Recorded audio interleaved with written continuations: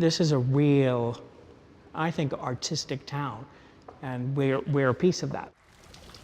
The Arizona Theater Company has been in Tucson since 1967. Today, it is the only fully professional theater company in the state. With shows at the Temple of Music and Art in Tucson and the Herberger in Phoenix, it is the only member of the prestigious League of Resident Theaters that operates out of two cities.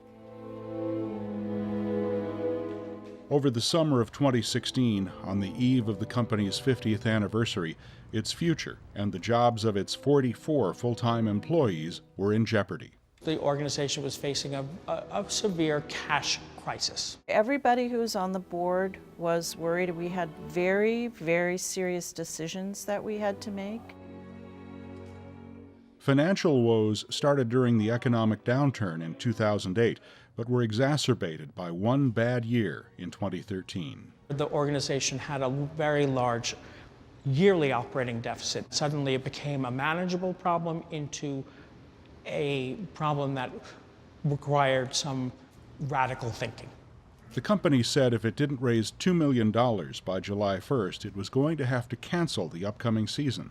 It was going to be a hiatus of some sort, saying that if we didn't get that, we wouldn't be able to continue as currently planned. They did not raise the money in time. It seemed like an impossible goal to achieve. $2 million is a big number. If people don't step up and support us, we're not going to be here. We're not going to be as exciting, rich, provocative, involved a community as we are now. An anonymous donor stepped up with enough money to extend the fundraising effort. Tucson businessman Michael Kasser said he would donate $1 million if the company would raise the other $1 million. There were some really hard questions being asked and saying, is this organization of value to the community?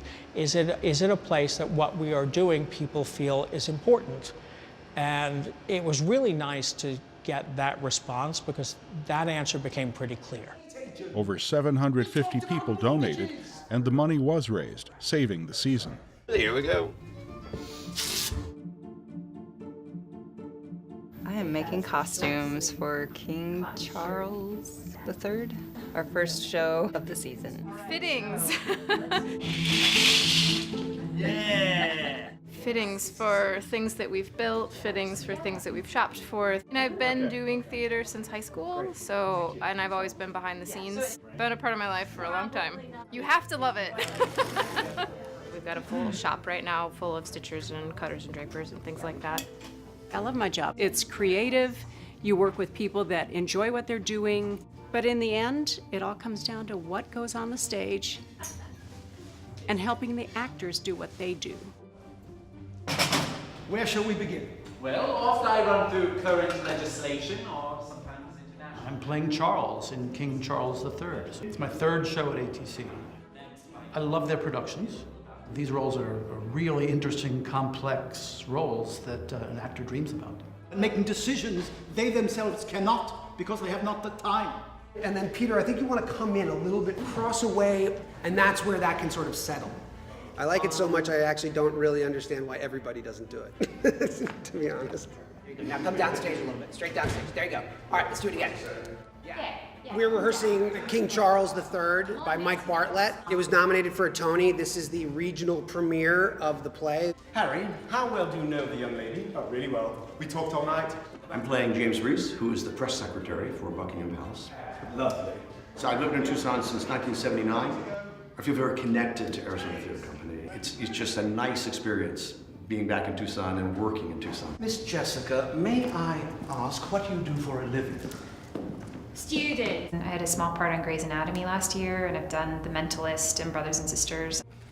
Don't patronize me. Listen to what I'm saying. I am. This is totally different. The structure is totally different, and with this, you really get to sink into the incredible language of it all. When he interrupts you, she's going to assume that that's your dad. This is one of my favorite places to work. What I found was the most amazing support staff and artistic leadership that I've seen in a theater in a long time. It's not my dad. Yeah. Okay. All right. Okay. While the cast and crew are hard at work for the September opening of King Charles III, The fundraising efforts are still very much underway. This is perhaps the most unstable moment the royal family will face. So while we raised that $2 million that was widely reported, we still have another 1.5 to raise for this season, and every indication is we are well on track to make that or exceed it. Arizona Theater Company makes about 60% of its revenue in ticket sales. The remainder comes from contributed income, which consists of grants, sponsorships, and, of course, donations. That is kind of standard within the industry, if not on the low side in terms of reliance on contributed income. Sometimes people will say to me, if you're so great, how come you need to raise money? Why can't you just sell enough tickets? And we probably could be a profit-making theater if we didn't provide education programs. Well, good. Anybody can come see our play and get a rush ticket for very little money, or come to a pay-what-you-can performance. Those things cost money that we can't raise at the box office. Relying on contributed income also allows the company another freedom. You have to be able to fail, and if your budget is so on the line, you don't have that ability to take a risk, and so that's why you want that balance to be a little bit stronger on the contributed side. Done. While the crisis may have been averted, fundraising and reliance on donations will continue for the foreseeable future. Many of my friends go running when they see me coming, wondering what I'm going to ask them for this time. But I give to the theater because I love the productions. I love getting to come to something that, makes you think, or makes you laugh, or makes you walk out singing. It's important that Arizona value the arts and have places where people can make a living wage and make a life in the arts. It's very hard to make a living. We're lucky that we work in one of the few places that you can actually earn a paycheck while you're doing costuming or theater of any sort. And this is what we think. And we're very thankful that the company is still here this year to do that. if you could send him in. Great, very nice, guys. Very nice, very nice.